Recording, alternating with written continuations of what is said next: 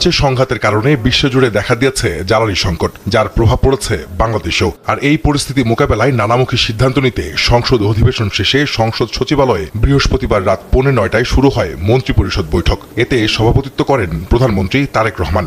আগের যে একটা 3 ঘন্টার বৈঠকে আসে বেশ কিছু সিদ্ধান্ত। জাতীয় সংসদের মিডিয়া সেন্টারে সেই সিদ্ধান্ত জানাতে ব্রিফ করেন মন্ত্রিপরিষদ সচিব নাসিমুল গনি। মধ্যপ্রাচ্য যুদ্ধের ফলে যেখানে আমাদের সাপ্লাই লাইনটা ইনসিকিউর হয়ে গেছে, তার ফলে যে প্রাইসের ফ্লাকচুয়েশন হচ্ছে, সেটাকে মোকাবেলার জন্য আমরা কি ব্যবস্থা নিতে পারি। এ সময় তিনি জানান, মধ্যপ্রাচ্যের যুদ্ধ পরিস্থিতির কারণে সাপ্লাই লাইন ঝুঁকিতে পড়ায় সরকারি ও বেসরকারি অফিসের কর্মঘণ্টা 1 ঘন্টা কমিয়ে সকাল 9টা থেকে 4টা পর্যন্ত করার সিদ্ধান্ত নিয়েছে সরকার। ব্যাংকের লেনদেন হবে 9টা থেকে 3টা পর্যন্ত।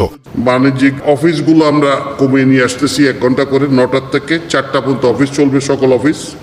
এটা সরকারি বেসরকারি সকল অফিস। ব্যাংকিং গুলো চলবে আওয়ার্স 9টা থেকে 3টা পর্যন্ত, 4টায় ব্যাংক বন্ধ হয়ে যাবে।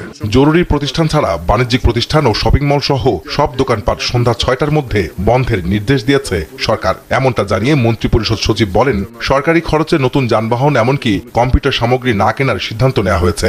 দোকানপাট 6টার সময় বন্ধ হয়ে যাবে সব। দোকানপাট বলতে শপিং মলও তার মধ্যে পড়ে। 6টার পরে কোনো মার্কেট চলবে না। খাবার দোকান, ওষুধের দোকান, এইরকম জরুরি যেটা অর্থবার্ষিকীয় সবার সবসময় যা থাকে সেগুলা খোলা থাকে। কোনো রকমের বেসরকারি বিবাহ বা কোনো উৎসব উপলক্ষে কোনো আলোকসজ্জা করা যাবে না। সরকারি কিছু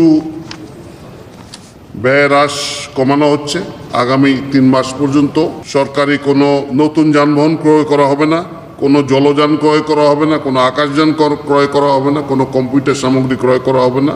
এছাড়া অভ্যন্তরীণ প্রশিক্ষণ যেগুলো আছে সেগুলো 50% বন্ধ করা হয়েছে। সরকারি অর্থায়নের সকল বৈদেশিক প্রশিক্ষণ বন্ধ করা হয়েছে পুনরাদেশ না দেওয়া পর্যন্ত। সভা সেমিনারে আপন ব্যয় 50% হ্রাস করা হয়েছে।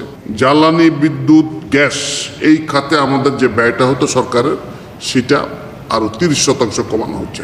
এছাড়া ভ্রমণ ব্যয় যেগুলো প্রয়োজন নেই সেগুলো কমাতে বলা হয়েছে, এখানে আমরা 30% হ্রাস করে দিচ্ছি। তিনি জানান, শিক্ষা প্রতিষ্ঠানের বিষয়ে সিদ্ধান্ত আসবে রোববার। শিক্ষার বিষয়ে শিক্ষা মন্ত্রণালয়ে যে বিভিন্ন জায়গায় যে চাহিদা আছে বিভিন্ন পর্যায়ে, সেটা বিবেচনা করে নিয়ে রোববার থেকেই কিছু আলাদা নির্দেশনা দেওয়া শুরু করবে।